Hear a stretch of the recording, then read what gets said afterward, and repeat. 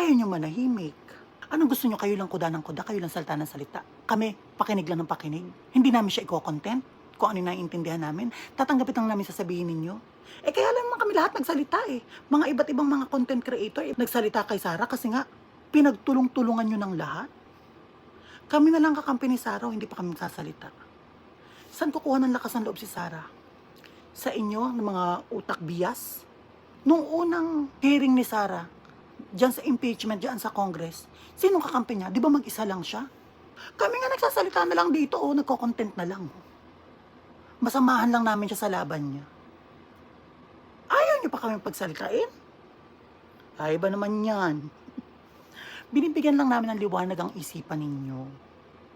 Na alam naman namin, understandable, na may mga utak talaga na mabagal pong proseso. Okay? Di pa kayo magpasalamat.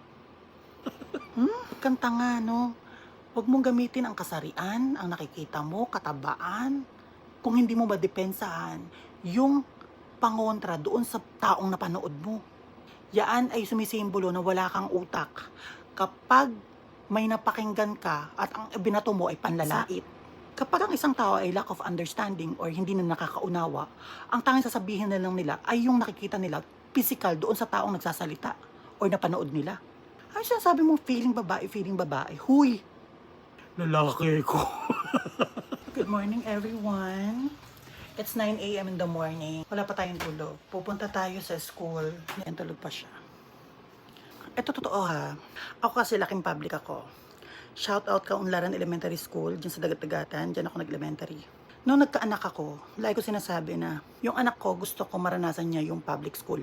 Kasi sa public school, doon mo ma-experience yung iba't ibang antas ng pamumuhay na makakasalamuha. So gusto kong ma-experience niya yon, gusto kong malaman niya yon, gusto kong matutunan niya yon. Pero yung reason ng pag-transfer niya from public to private is, yung anak ko kasi sobrang kulit. May pagkatamad, gusto lagi maglaro, ayaw mag-aral, ayaw magsulat, ayaw magbasa. Ako, trusted ko talaga ang public schools.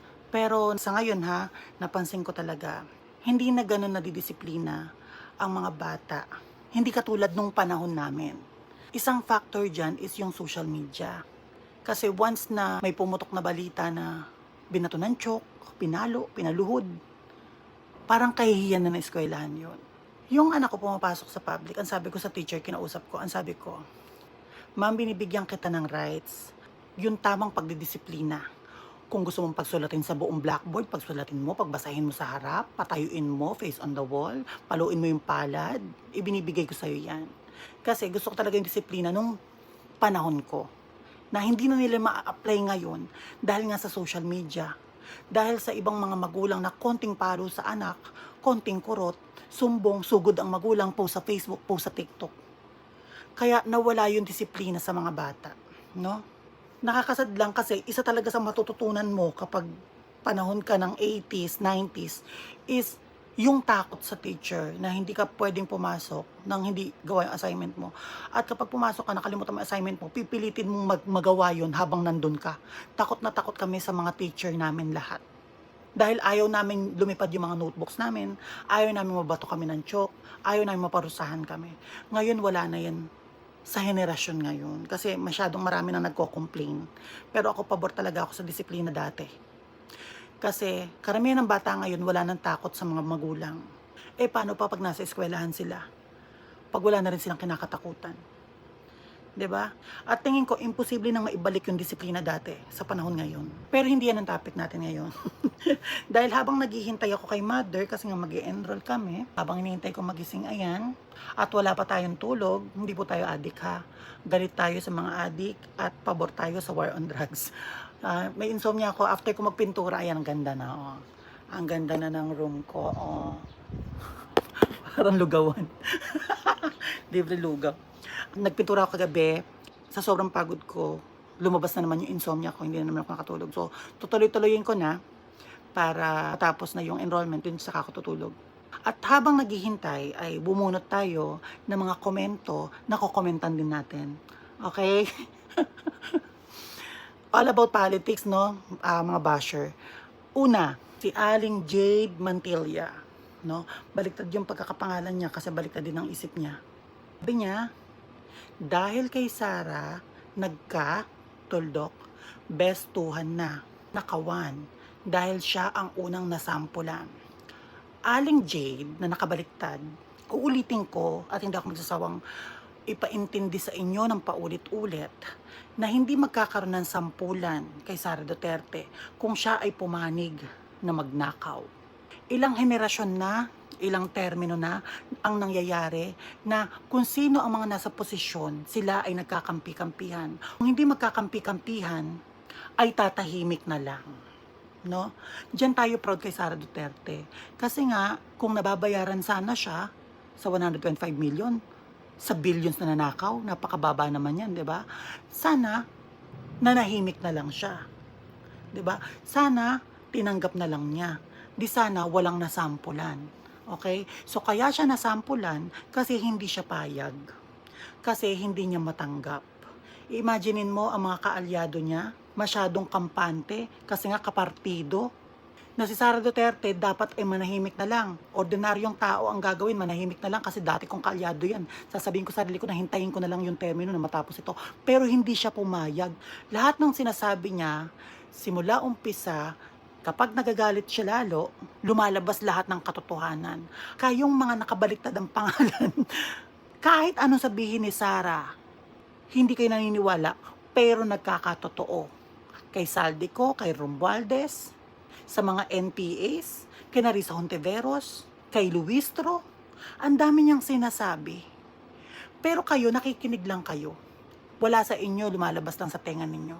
Pero pag ilang buwan, tamang panahon, kusang lalabas yung katotohanan na walang ginagawa si Sara.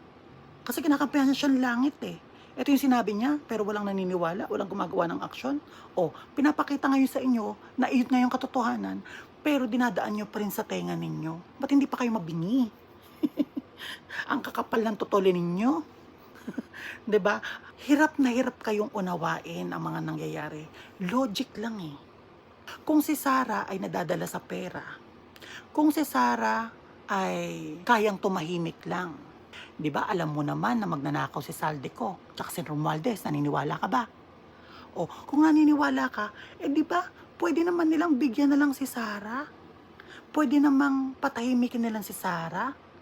Ayaw magpabayad, kaya nag-iingay si Sara. Kaya sa kanya ngayon binibintang yung mga magnanakaw na ngayon ay napaparatangang magnanakaw.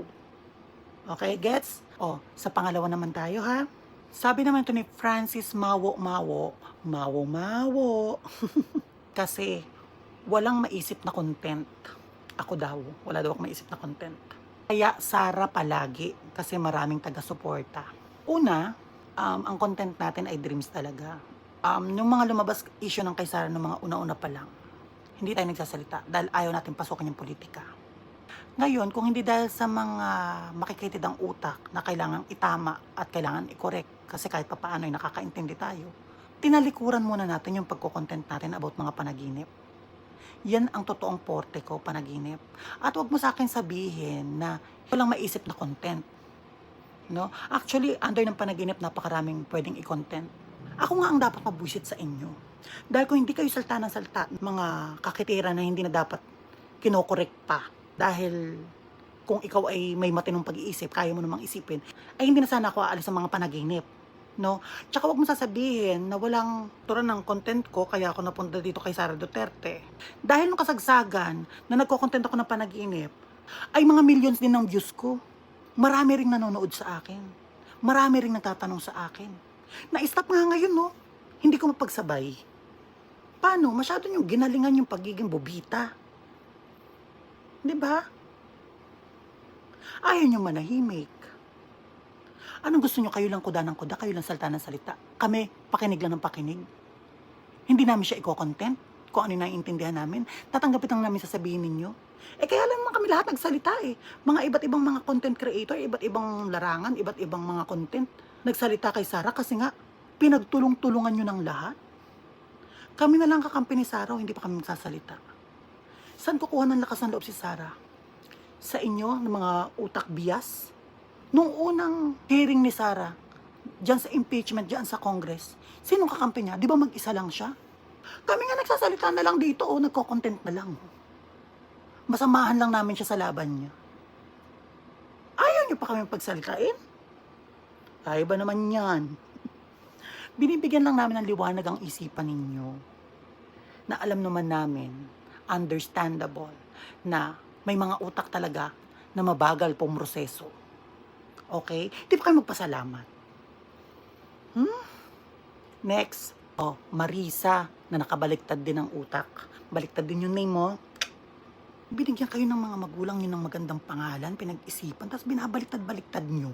Baliktad talaga kokote nyo no? Pinausap yung isang nag-comment, si Francis, nito ni Marisa. Sabi niya, nag-agree siya. Tama ka po. Papansin siya, may content lang. Papansin na feeling babae. Bobo dito. Doon yung bobo Alamin ka. Tapos, laitin mo yung sarili mo. Bobo? Mananalamin ako, tapos lalaitin ko yung sarili ko. Tanga. Kahit sinong pangit, pag humarap sa salamin, feeling nila maganda sila. Bobo nito. Huwag mo kong inuutos-utusan, ha? Una sa lahat, ang taong hindi kayang dumipensa doon sa content mismo na ginawa ng isang taong yun ay bobo. Yung mga taong hindi pinalad kung paano express yung sarili at dumipensa. Kapag ang isang tao ay lack of understanding or hindi na nakakaunawa, ang tanging sasabihin na lang nila ay yung nakikita nila physical doon sa taong nagsasalita or napanood nila. Ay, sabi mong feeling babae. Huy! Lalaki ko. Huwag kang tanga, no? Huwag mong gamitin ang kasarian, ang nakikita mo, katabaan, kung hindi mo madepensahan yung pangontra doon sa taong napanood mo. Kasi yaan ay katangahan. Yaan ay sumisimbolo na wala kang utak kapag may napakinggan ka at ang binato mo ay panlalait. Tsaka hindi ako nag-feeling babae. Okay? Siguro ng mga dating panahon, no? Ngayon kasi age 14 na tayo, wala na tayong pakialam sasabihin ng lahat, no? Ito lang talaga tayo. Wala na rin akong pakialam sa karapatan. Wala na akong kahit anong ipinaglalaban. Kung may marinig ka man na pinoprotesta ko about LGBT, yun ay karapatan na lang ng mga kabataan. Hindi ko na sinisilip yun sa akin, no? Karapatan na lang yun ng mga bata. Kaya huwag mo sa akin sasabihin na feeling babae, bobo. Huy! Gising! Kayo kayong tatlo, ha? Mag-unlock kayo ng profile nyo dyan sa Blue App. Okay? Hindi ko kayo makita That's unfair. Nagtatandem pa kayong tatlo? Ano kayo? Loyalista? Tapos, pinklawan? Magkakampi kayo? Pagkakampihan nyo ako dito? Kapala mukha nyo? Partida niyan, puyat pa ako, ha?